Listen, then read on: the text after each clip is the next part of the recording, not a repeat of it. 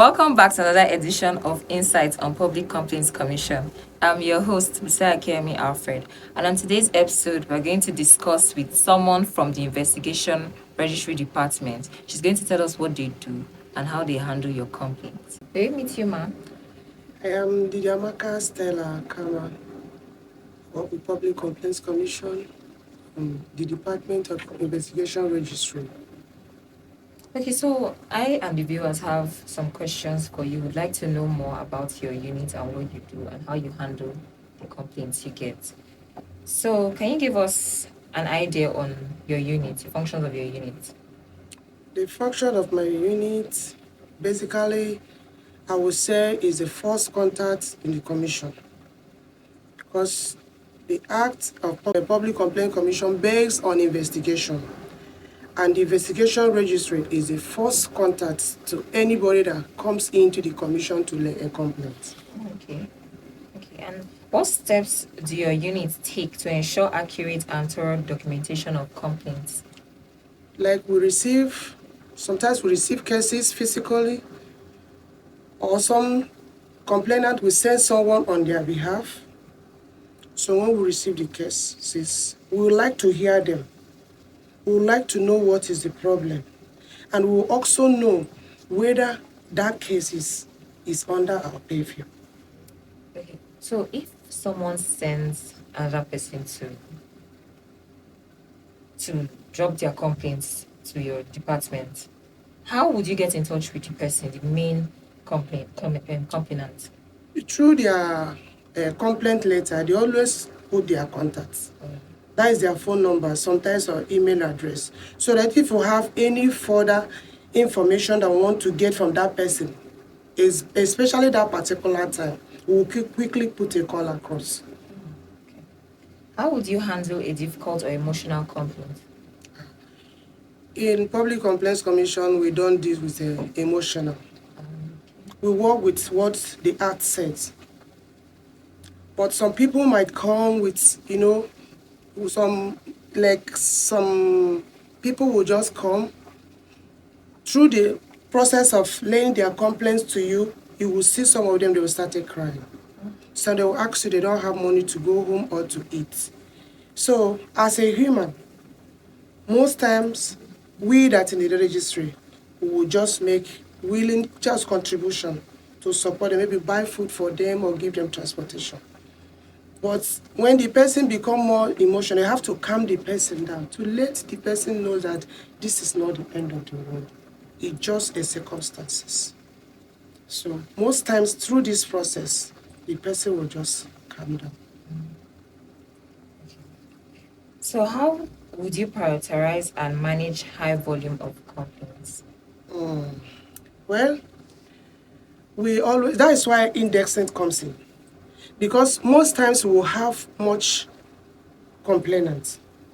So we have to use our indexing to make it easier for us. Because we have alphabetical, we have serial numbers.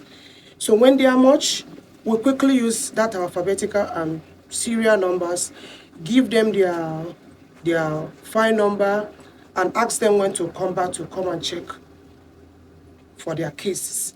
But if anybody calls them from our office, they should save that person, his or her number, that the person will be his or her investigation officer. But if nobody calls them, they should come back with that acknowledgement that we are issuing to them. Everybody is important. No complaint is small, and no one is less. If there are urgent ones, we normally go and meet our directors. And this particular case needs an urgent attention. And they carry it on, they know what to do. How would you communicate effectively with various stakeholders, including complainants, respondents, and management? Through our dispatch of our letters, we dispatch letters to organizations, those that are complainant leaned against, we dispatch letters to them. They will also receive and give us our own file copy. We return it back to the commission to put it inside our file for further investigation.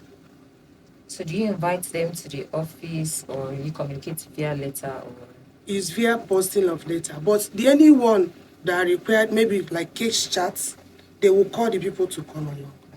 They always call, they'll always do case review, case chats, often, most frequent, to make the work easier for investigation officer, just to hear from the two parties. Yes.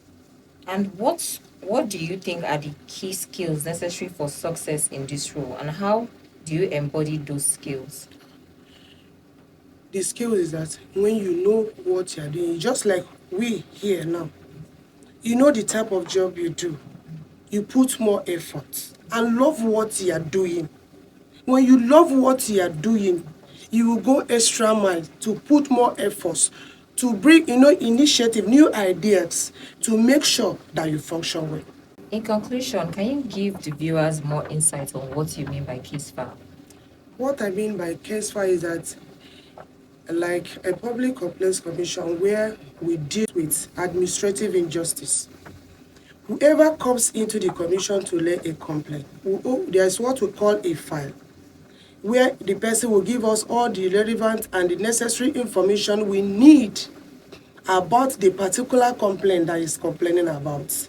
That's what we call a case file, where all his information and details are written.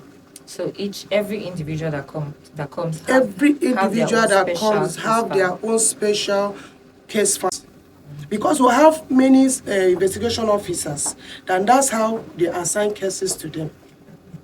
Yes. Thank you for joining us in the studio Thank today. you. I'm so happy to have you. Me too. This is where we draw the curtains on today's edition of Insights on Public Complaints Commission. Don't forget to tune in for the next episode. Until then, I remain your host, Bisakemi Alfred. Thank you for tuning in.